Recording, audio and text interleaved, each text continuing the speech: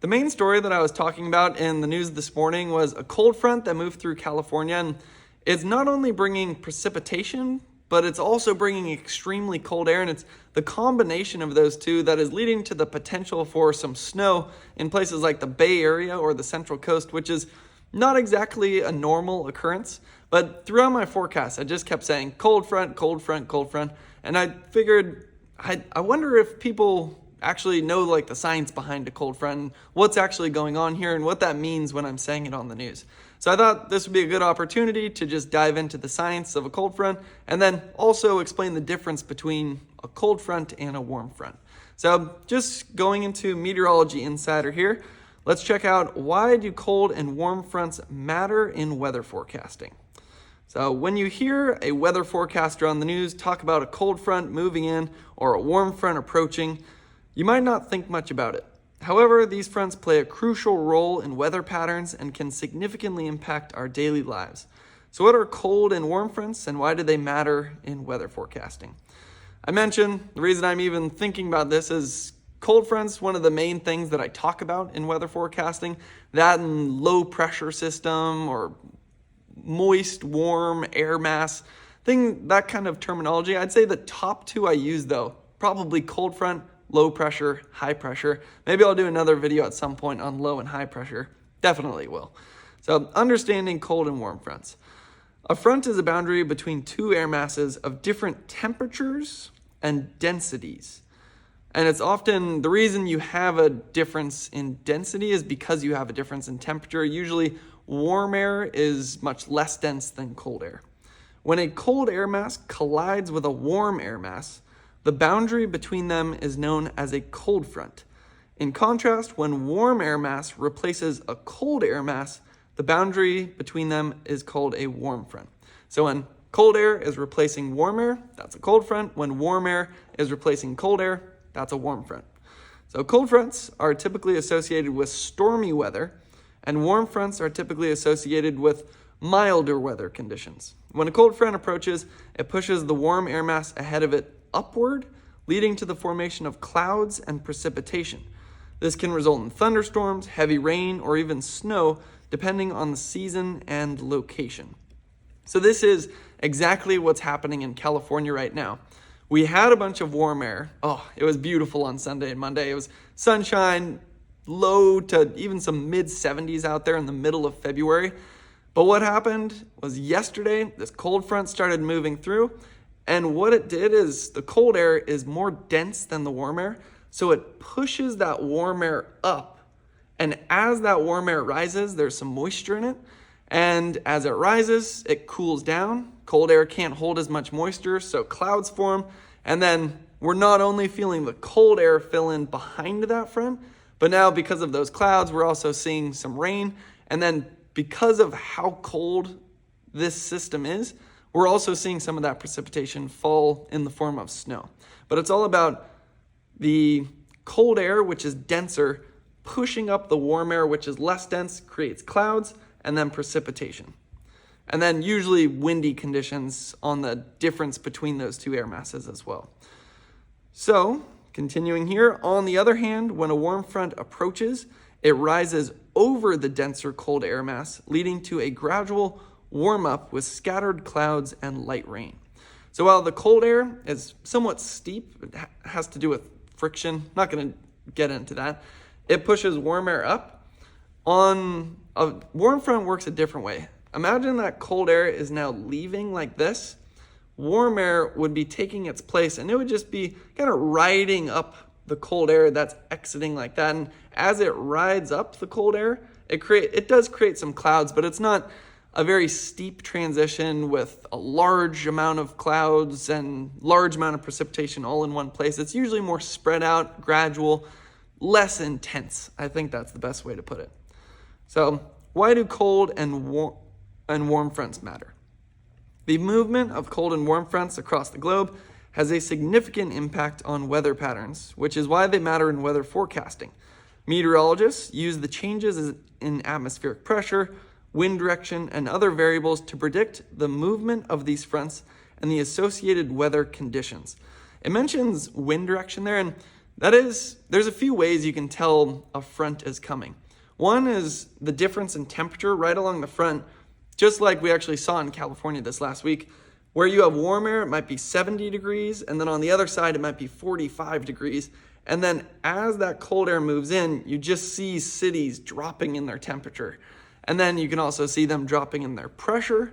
And then you can also see the changes that you get with winds. Any surfers out there know that as a storm is approaching, you usually get southerly winds. And then where I grew up, that usually leads to terrible surf.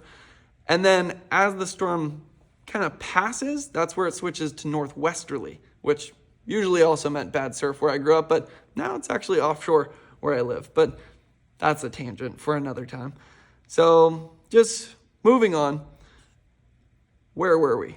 So meteorologists, associated weather conditions, accurate, I kind of forget where we were. We'll just go right here.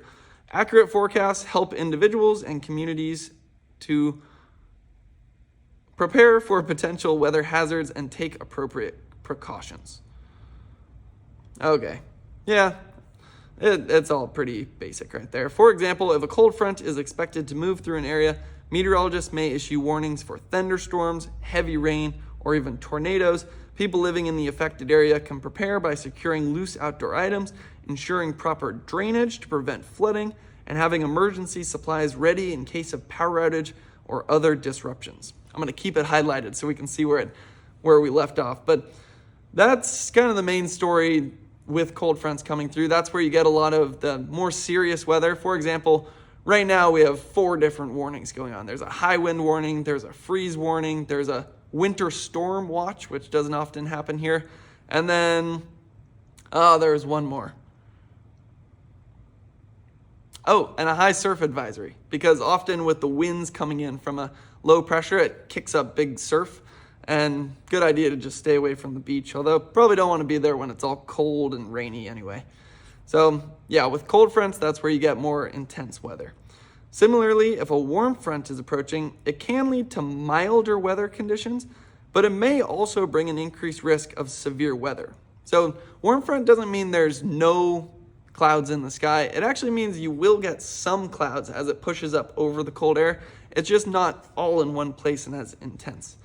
For example, warm fronts can create a favorable environment for thunderstorms and tornadoes. Whenever you get moist, warm air rising up, it's usually unstable. So then it makes it more likely that you could have things like thunderstorms.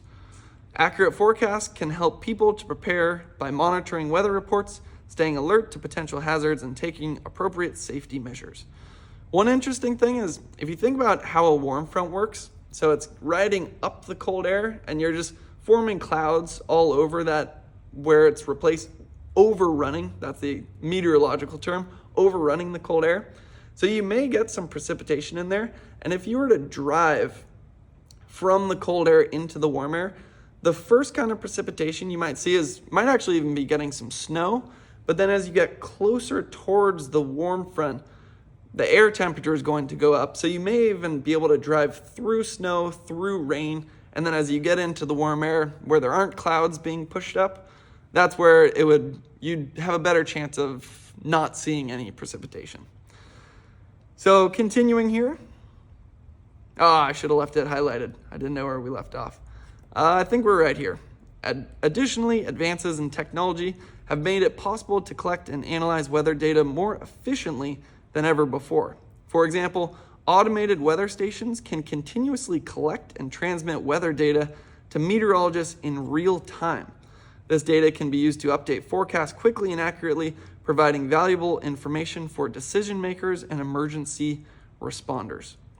So we have a huge advantage nowadays with all of the data that we have, with the weather models that we have. Forecasters back in the day, I'm pretty sure they would just call their I don't even know if they had phones. I should know when phones were invented, but basically maybe they'd get a letter from their meteorologist buddy a few states over. Hopefully the horses were fast enough to bring that letter across the country, and he would have marked down the pressure changes, and then meteorologist in this state would see, the pressure was dropping over there. Maybe they got some rainfall. Now we're seeing, since weather moves from west to east, we're going to see that weather over here in maybe 1 to 2 days. Like, it is actually surprising how good old-time meteorologists were, and a lot of them were actually some of our founding fathers, which is cool. I forget which one it was, but I believe it was a founding father who was the first person to kind of provide evidence and make the conclusion that weather usually moves from west to east, which is pretty cool. If anybody remembers who that was, write it in the comments, or you can go back into my channel. I made a video about that at one point. But today, weather data, all the maps we have is absolutely unbelievable. A lot of it comes from stations on the ground that take temperature, wind, humidity data. I've set up a few of those stations. They almost look like little tripods with a big stick and then your weather instruments on top. Or a lot of our data comes from weather balloons. These are also pretty cool. It's just a giant balloon. You have to connect your weather instrument on it, and then you connect it to your computer, and as the balloon's going up, it samples the whole atmosphere, so then you get a vertical idea of what's going on with the weather. And then we just throw all of that data into computer models that have thousands of lines of code and run off the governing equations of meteorology. It's more physics and coding than it is meteorology. And then that's how we get our weather maps. Then we interpret those weather maps to figure out what's going to happen and hopefully keep people safe. So let's just look at the conclusion here. Cold and warm fronts are a critical component of weather patterns and play a significant role in weather forecasting. Understanding these fronts and their associated weather conditions is essential for individuals and communities to prepare for potential weather hazards. By analyzing weather data collected from various sources, meteorologists can accurately predict the movement of these fronts and provide accurate weather forecasts. Whether you're planning a weekend trip or preparing for severe weather, understanding the impact of cold and warm fronts on weather patterns can help you make informed decisions and stay safe.